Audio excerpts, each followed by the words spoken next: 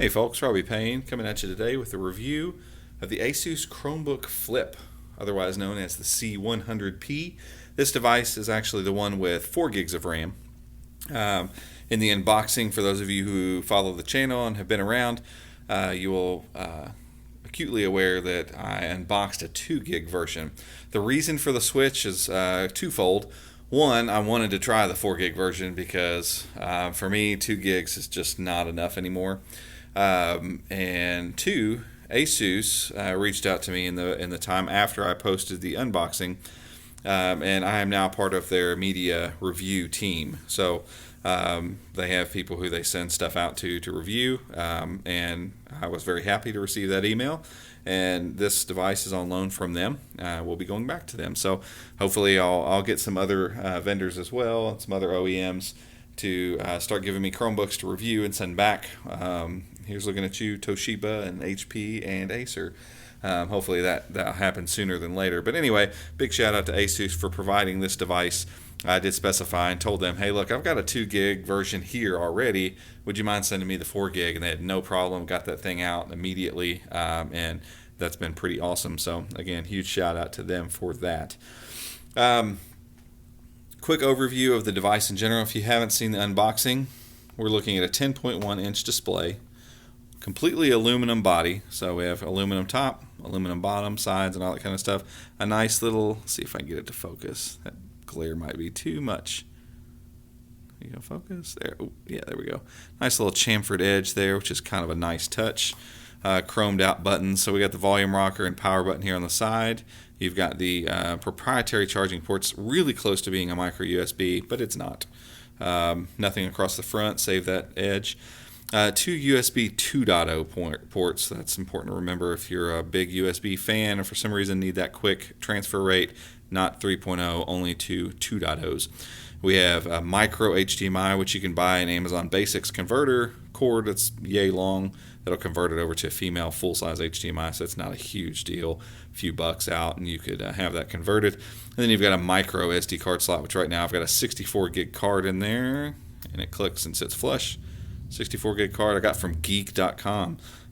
Came straight from somewhere over in Asia, somewhere in China, I believe, and for like $5. So it's worked just fine. It sits flush, as you can see, so you don't even know it's in there unless you kind of feel around in there. Then you've got the combo microphone headphone slot. Nothing across the back save that hinge that we'll talk about here in just a minute. Across the top, again, all aluminum, nice chromed out ASUS and chrome logo. So really, really svelte device. Just to give you an idea, here's a case for the Nexus 6, if any of you guys have that. So right in line with the width there at the thickest point on the Nexus 6, and this thing pretty close. So it is a thin device. It looks even thinner when it's opened up. If I can get my hands on it here. When it opens up and you just lay it completely flat, let me flatten it out there, and you hold it, I mean, it just feels razor thin at that point. It's pretty crazy, pretty awesome that way. Inside, once we open this guy up, nice, decent sized trackpad for a device this small. So I mean, you're seeing 5 fingers across, so nice and wide. Pretty shallow here, but I had no issues really feeling like crap, I'm running off the edge over and over again. So that's been nice. The interior is as well as aluminum, that kind of nice brushed look. Retracts and repels, or at least hides fingerprints quite a bit. I feel like a little bit of oil picks up on the trackpad as it does on any trackpad, but you can't see it at all. Not the same with the screen. It picks up oil and fingerprints like crazy, but they wipe right off. In glass in general, screens just do that, but this one is a big-time fingerprint magnet, I will say that. Your keyboard layout's the same as a normal Chrome OS device.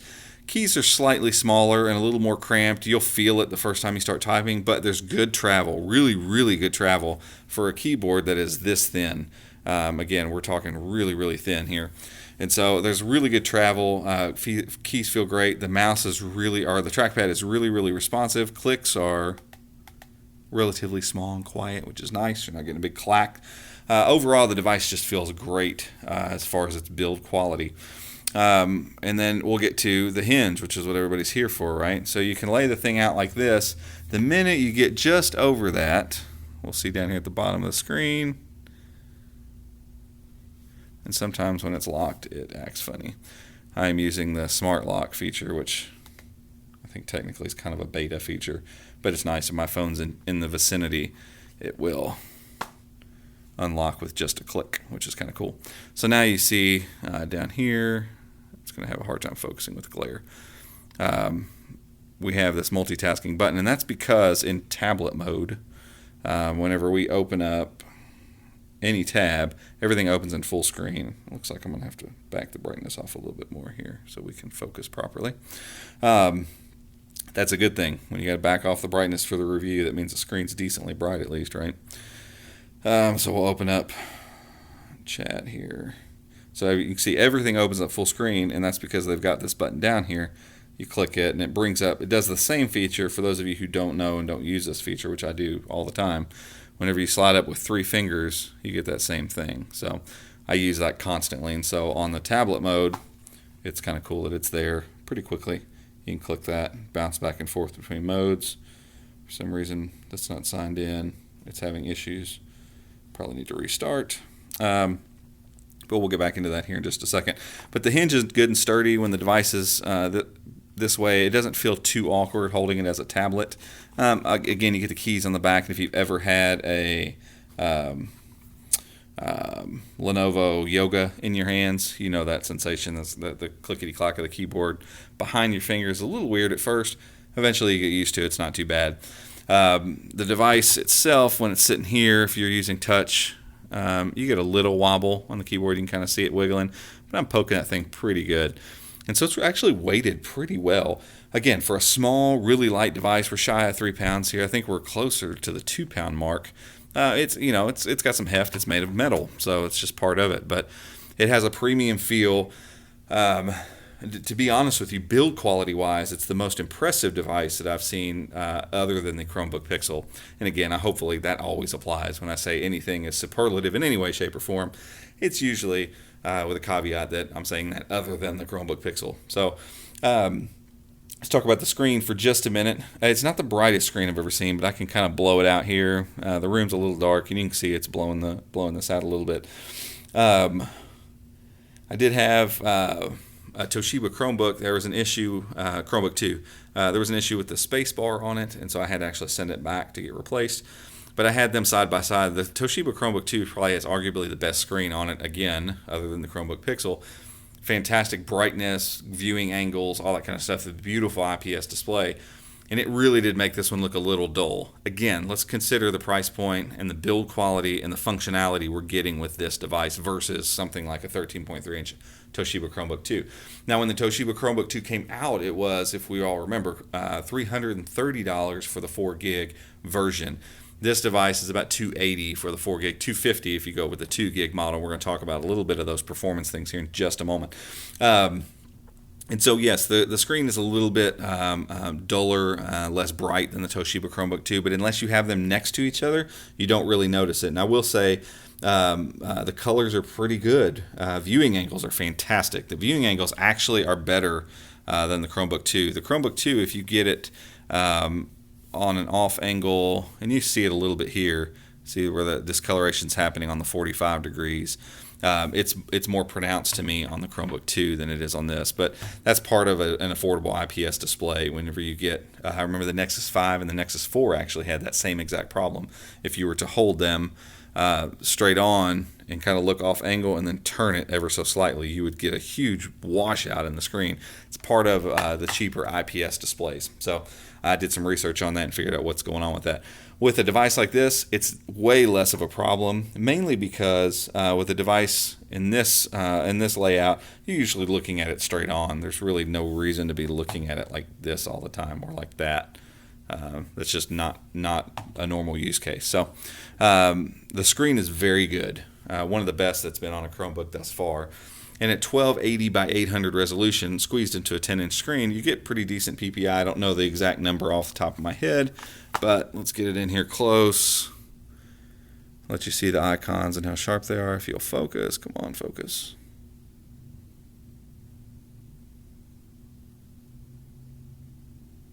It's trying.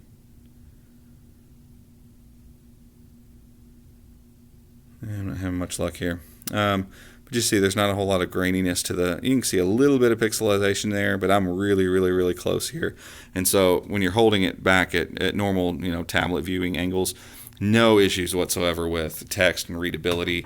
No issues at all kind of transferring in and out of tablet mode. You just kind of get used to grabbing it and flipping it around. You can obviously do the other orientations as well. You can kind of do the tent mode thing to where it can stand up as a presentation. You can also do that same presentation mode with the keyboard down and give it a little bit more stability if you're presenting something, say, to a client or something like that.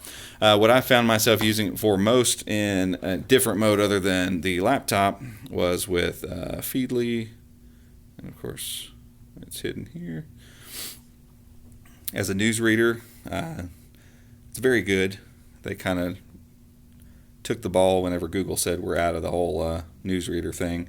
So I've got, you can see quite a few things in here. And this is just feedly.com. Technically, I've just opened it as a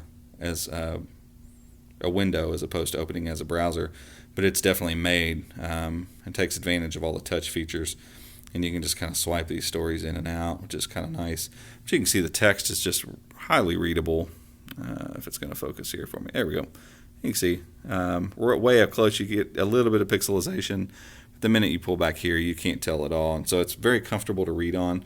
I wish there were more reader apps. I wish like Google Books and stuff like that. I wish you could read those on Chrome OS much easier. That was not a simple task. So I wasn't going to really read too many books on this. But I do that mostly on my phone anyway. So to each his or her own. So let's talk about performance real quickly. I'll load up a couple things so you can kind of see. I did some of this in the unboxing with the 2 gig, and side by side I had both of them in-house for just a little bit, and have to say that ultimately, like for things with Feedly, like I was just showing you, in the 2 gig version, I know Feedly's pulling in a lot of stuff, and so it's probably a lot for 2 gigs to handle. Had a lot of articles pulled in, a lot of pictures, news, and all that kind of stuff. Just simple tasks like just swiping the menu in and swiping the menu out. I'll show you that again just so you can kind of see it. And I don't necessarily have to go into tablet mode to show you those things. Loading in pages, the time frame wasn't that different between the two devices. What was different was the smoothness at which this one could pull it off versus the other. So when I would do this, say on the 2 gig version, most times it would stutter, if not just completely miss the action. This one's just nice and smooth. Same thing whenever I would open up a story and then just go to push it off, it would and then stutter off to the side. And so little things like that I saw. Again, I know Feedly's probably pulling in a lot of resources, so it's fair to say that maybe it was pushing past the 2 gig limit there. And I know I pull the Verge up a lot, but it's a crazy heavy site. And so usually this is one of those ones, if the computer I'm using can handle this, then I know it's doing okay. And so we're not getting any more or less smooth, I don't think. I didn't see side by side with the 2 gig version. It loaded websites a little bit faster, but not that much because that's processor speed. But what happens is when we get this, and we'll say Engadget, again, a very heavy one. Oops, sorry guys.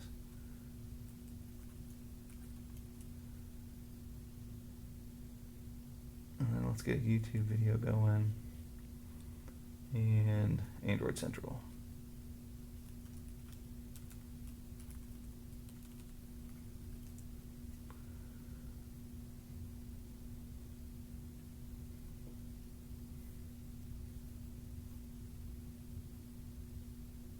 Okay, so we're scrolling that one. We've loaded this entire page in.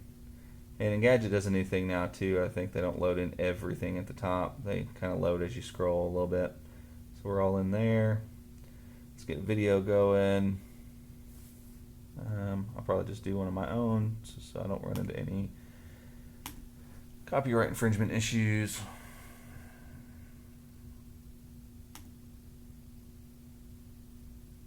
And you can see everything's not loading up crazy fast, and that's just the way it is. I mean, we're talking about a Rockchip ARM processor here. It is quad core, but it's an ARM processor. It's meant for mobile devices and things like that. So hey, we'll open up the C201 review and we'll mute that.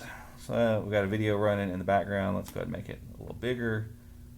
There we go. Nope, I want theater mode. Make sure that we are running some HD. We'll do 720p because this isn't a 1080p screen, so there's no point. And you got Android Central, which again is another pretty massive site. So everything pretty smooth here. We can use 3 fingers to swipe back and forth between tabs, not running into any issues. So let's push it a little further. Let's open up Google Music.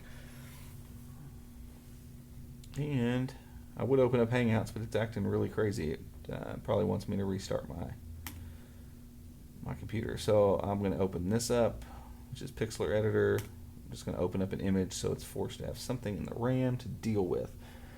And this to me becomes pretty close to a realistic expectation of what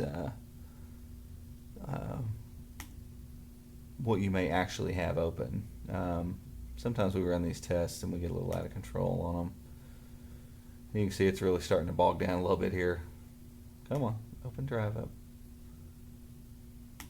There it goes.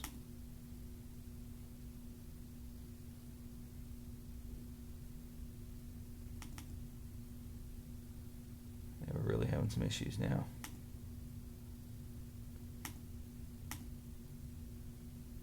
Here we go. Philip Phillips, how about that? Just to prove to you it's playing. They're both going. So now 3-finger swipe up. It's still smooth, which is pretty cool because I remember times where the Pixel would hiccup at that a little bit. We still have this whole site loaded in. We're still smoothly playing this video. And we're still smoothly scrolling this site. So, I mean, I'm talking about 3 heavy websites, a YouTube video running at 720p in the background, and music playing again. And you'll see, you know, Google Music struggles on most Chromebooks. The bigger ones, not so much, but you're not hearing skips in music. You're not hearing skips in the other video. So all those things combined, I would say that's relatively impressive for a device that comes in with this kind of build quality, with these kind of features at this price point. I'll be honest with you, my closing remarks here. I've been a little sad that I've got to return the thing, and I know this review is going a little bit long, but this one's a really good device. I've spent a lot of time with it. It's been my music player throughout the day. I've taken it home and used it on the couch kind of as a content consumption device. And that's where I've found it really is worth more than any other Chromebook so far that I've used. And I know that's a lot to say, but because it's small and it's light and I feel like I can just kind of scoop it up like a tablet, it's become a great device at home. Is it great to work on? I did the same thing with the C201, same processor and all that kind of stuff. It's not meant for heavy work. It does run Crouton just like the C201 does. I can show you that it'll actually load it up real quick. And this might push it over the edge. But just to show you that it will load it up. And it runs it pretty well. I didn't see a whole lot of issue whenever it was running Inkscape, FileZilla, those kind of things. So yeah, there's your Ubuntu in a window. Crouton in a window kind of thing. So it's there. No issues there for the things that I run. Like I know that there's certain things with ARM processors that are no good. So we've got Ubuntu running now at the same time and still able to smoothly switch between tabs. I mean, like I said, there's a lot of good stuff going on here. You're going to see some drag every once in a while. It's just part of it. Your Octane scores are going to get somewhere around 7,000. Which is not blowing the charts off by any means. Your current model Celeron, for instance, is getting close to 13, so you're almost doubling that performance. Crazy battery life. The device actually has been killing it when it comes to battery life. I've gone a couple days at a time between charges, and that's using it some at home, letting it play music for me throughout the day, taking it down to the coffee house from the office, an hour here, hour there, something like that.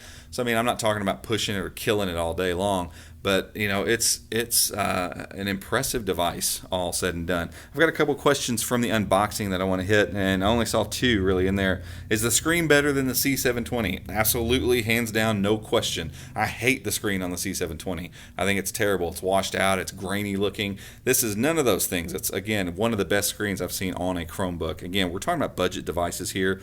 Awesome screen for that budget. We talked about that earlier in the video. And can it run Ubuntu? Obviously, I just showed that it can. There are going to be some programs you're going to run into issues with that it won't run them on. That's just the way it is. It's an ARM chip. Not everything's compiled to run on ARM. So I can't speak to the things that you would want to run in Ubuntu. And I can't imagine you doing anything crazy on this anyway that you would need it for. So other than those things, guys, I heartily recommend this device. It's a great device, mainly for consumption, maybe not so much for work, but for a student, for someone not needing a power device just to have around the house. Fantastic piece of hardware. Well done, ASUS. Guys, if you like this video, want to see more of it, give it a thumbs up, subscribe to the channel, and until next time, we'll see you.